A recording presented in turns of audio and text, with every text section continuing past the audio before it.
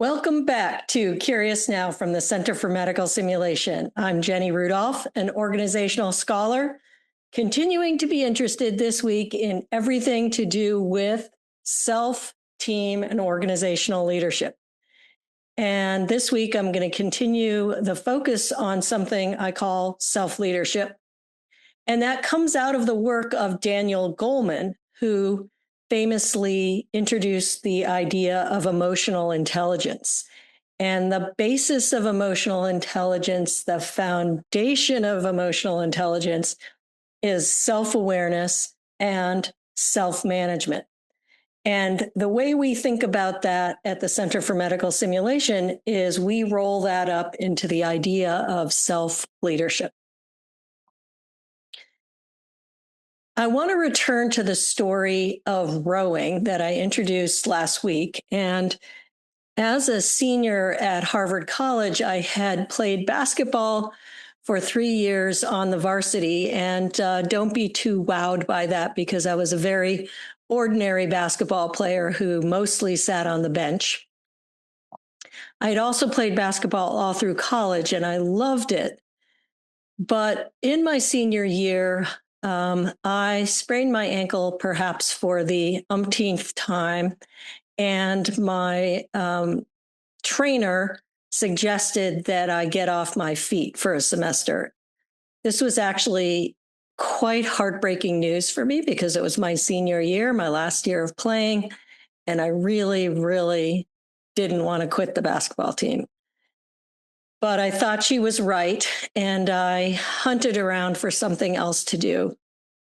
And analyzing what could I do that would get me off my feet, I thought, hey, maybe I'll give rowing a try. Harvard famously has the actual Radcliffe women's rowing team, and the reason it retains the word Radcliffe is because Radcliffe was the first women's U.S. team, and so we have a proud tradition of not being the Harvard women's rowing team, but the Radcliffe women's rowing team. So as a senior, I tried out for what was called the novice crew, and I was fortunate enough to make it onto the crew. And not only that, I was selected to be the stroke of the boat, which is the person who's the pace setter, working with the coxswain to make sure the boat rows at a certain rate per minute and stays harmonious and so on. It's a wonderful, wonderful role in terms of sort of leadership, subtle kinesthetic leadership. Except there was one little problem. Rowing, unlike basketball, for me was wickedly boring. All you did was slide up and down on your little seat and pick your rower out of the water and then plop it back in the water and row the stroke and pick it up out of the water and plop it back in the water. Ooh. The other little problem with my getting bored with rowing was my coaches noticed, and my attention was constantly wandering out of the boat.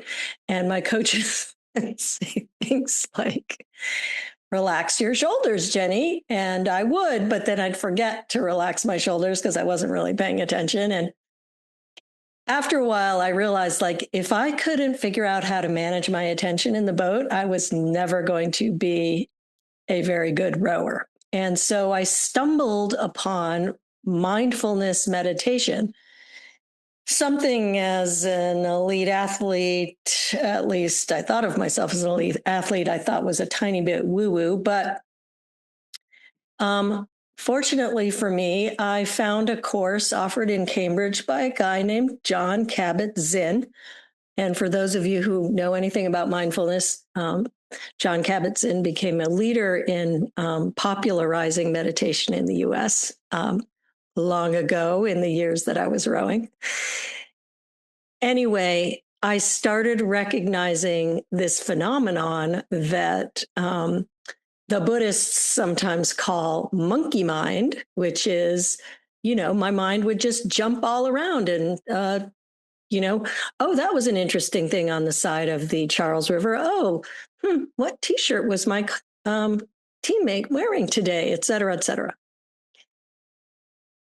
But the good news is after a while of learning to direct my attention on one thing, first starting with the very classic challenge of following the breath, and then eventually or quickly moving to what I wanted to do it for, which is paying attention to each stroke as I rode, I realized this transformational quality of this awareness, which was not only did it help with my concentration, which was the reason that I had done it, but it opened up this weird and wonderful internal world of like feelings that came unbidden and thoughts that bubbled up constantly. And I suddenly realized the power of being able to be self aware. And Daniel Goleman talks about this idea of knowing what you are thinking and feeling as the foundation of emotional intelligence. And then his later really important work on situational leadership.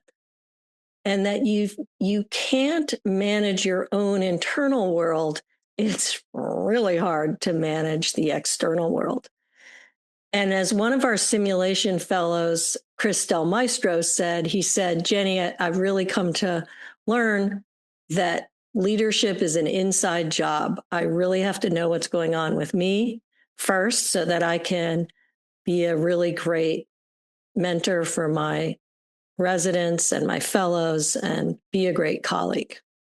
So today we're going to be talking about what does it take to build that self-awareness. Building self-awareness, I'm going to talk about a process that, following Chris Voss's lead, Chris Voss wrote the wonderful book, Never Split the Difference. I'm going to call it tactical mindfulness. And our readiness goal today regarding that is I'm going to invite you to be ready to use something called mental noting to label your thoughts and feelings with equanimity. I'm going to say that again. Our readiness goal is ready to label our thoughts and feelings with equanimity. So why is mindfulness tactical in any way? Being able to direct and control your attention is the flashlight of consciousness, essentially. Our brains are buzzing, blooming places, but what we put our attention on allows us to focus and move forward in things that we're doing. And what I'd like to talk about regarding tactical mindfulness is 3 skills that have been shown through now several decades of research on meditators, athletes, musicians, people who also study flow, have a big impact on your ability to not have your emotions run you, but you have some choice in how you are informed by, feel, and use your emotions and thoughts. Put another way, do your thoughts and feelings have you, or do you have your thoughts and feelings? So mindfulness helps you have your thoughts and feelings. And there are 3 skills we're going to talk about. So one is attention management, sometimes also called concentration. And that is the simple skill, I'm saying simple, but not easy, skill of putting your attention on a particular target, sustaining your focus on that target, and when you drift, the ability to redirect back to that target. So for me as a rower, what I needed to be able to do was keep my head in the boat, essentially, which was pay attention as my oar went into the water behind me, as I pulled the boat past the water, as I took the oar out of the water and put it back. And so my focus was each individual rowing stroke, the rhythm of the boat itself, but my anchor essentially was each individual rowing stroke. I think what many of us don't realize is that the mind wandering is a completely natural thing. or put another way, mind wandering is a specific thing, actually, that happens. But another is just the bubbling up, constant bubbling up of thoughts unbidden. And it's natural and it's okay when that happens. And the trick in terms of attention management is to return your attention, for example, to washing the dishes, folding the laundry, listening to your child, listening to your colleague, or rowing in a shell. The tricky thing, though, is for most of us who are type A or ambitious or want to be good at things, once we start working on something like trying to direct our attention on a certain thing, judgment, chiding, perfectionism quickly follows. And so the second skill I'd like to introduce us to is this idea of mental noting. And that is labeling your thoughts and feelings and seeing them as just passing mind states, not me. So one of the US's leading meditation teachers, Joseph Goldstein, uses the phrase mind states to talk about everything: thoughts, feelings, anger, delight, enchantment, aversion. They are all, quote unquote, mind states. And one of the things that can tamp down the extra turbulence that gets stirred up by your own judgments and your own perfectionism, and let's just say my own judgment, my own perfectionism, talking about me, because once I want to have my attention on something, then I think I should already be able to do it well. The cool thing about labeling, like any name it to tame it phenomenon, is that it cools down the fact that your thought has bubbled up. So what mental noting sounds like is I'm sitting there trying to keep my mind in the boat each stroke that I do. And I notice the color of my teammate's t-shirt. And I start thinking about, where did she buy that t-shirt? And I wonder if I could get a t-shirt like that. And then I might mentally note and say, oh, planning shopping, or planning, or noticing. And as I keep rowing and my coach says something through the bullhorn to get me to change what I'm doing, I might say to myself, oh, I can't believe I messed that up again. Oh my God, can't you ever listen, Jenny? How many times does she have to tell you that? That's another mind state. That's another voice. That's another thing bubbling up. And I can just label it and say, judging. So to develop self-awareness, we've talked about tactical mindfulness, and we've talked about holding your attention on a particular topic. We've talked about mental noting, or labeling all the things that bubble up as something that cools down the environment that allows you to concentrate. And then the third skill in mindfulness is accepting your thoughts and feelings.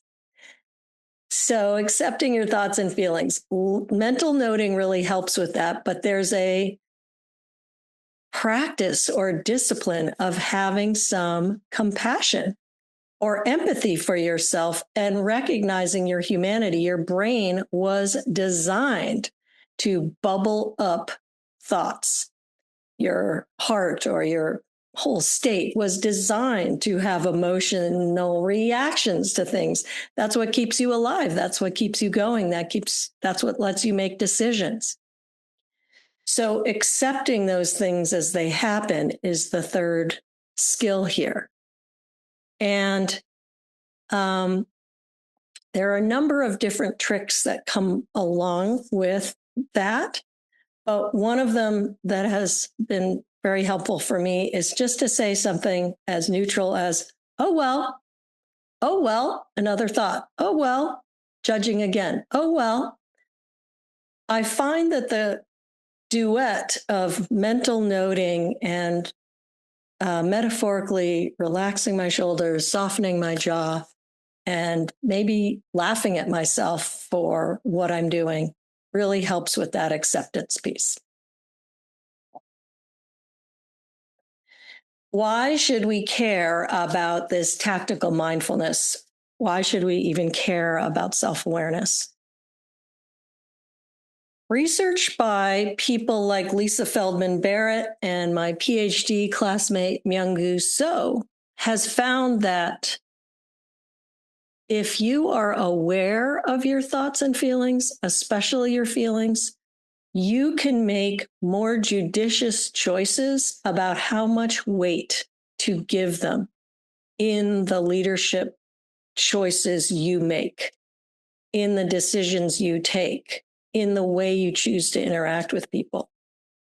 If those emotions and thoughts are running in the background without your awareness, they tend to have a bigger impact on your decision making, your way of interacting, your way of talking, and your overall stress level than if you're aware of them. I found that a very paradoxical finding.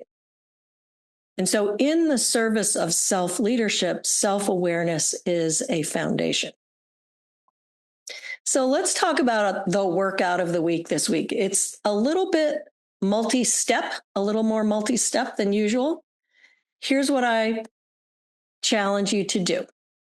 For 3 days this week, and honestly, I would recommend doing it every day because it's easier once you get in a habit, find 1 minute a day to do mental noting.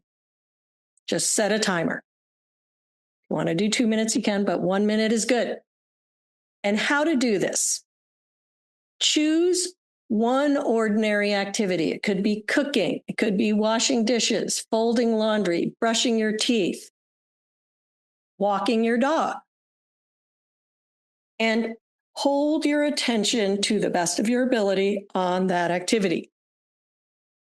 When your mind inevitably bubbles up a thought and you hop on that chain of association, or your mind bubbles up a feeling, notice it, label it, accept it, and then return to the activity. So your workout of the week is choose an ordinary activity, try to hold your attention on it. When your thoughts bubble up, feelings bubble up, label, accept, and return. Thanks for spending time with Curious Now. Curious Now is produced at the Center for Medical Simulation by my esteemed colleague, James Lipshaw. And if you're interested in the kind of leadership things we've discussed here, consider personal leadership coaching with me, Jenny Rudolph, or consider signing up for our Simulation Leadership Intensive course starting in August 2026.